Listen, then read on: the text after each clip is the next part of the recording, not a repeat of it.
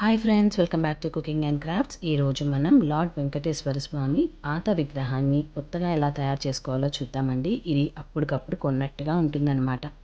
అది కాకుండా మన చేతులతో వేసుకుని మన ఇంట్లో పెట్టుకున్న వస్తువులకి వాల్యూ చాలా ఎక్కువ అనిపిస్తుంది కదా. సో దీన్ని చాలా తక్కువ టైంలో చాలా తక్కువ ఐటమ్స్ యూస్ చేసి ఎలా తయారు చేసుకోవాలో చూద్దాం. నేను దీనికి స్పెసిఫిక్గా వేరే కలర్స్ ఏమీ యూస్ చేయలేదండి. ఓన్లీ అక్రిలిక్ పెయింట్స్ మాత్రమే యూస్ చేశాను. సో ఫైనల్గా పెయింటింగ్ అంతా ఫినిష్ అయిపోయిన తర్వాత చూస్తున్నారు కదా, వెంకటేశ్వర స్వామి విగ్రహం కొత్త దానిలా ఉంది కదా. ఎంత ఈజీగా ఎంతో తక్కువ ఐటమ్స్ యూస్ చేసి చూస్తున్నారు కదా, మనం పాతగా పనికిరాదు అనుకున్న విగ్రహాన్ని ఎంత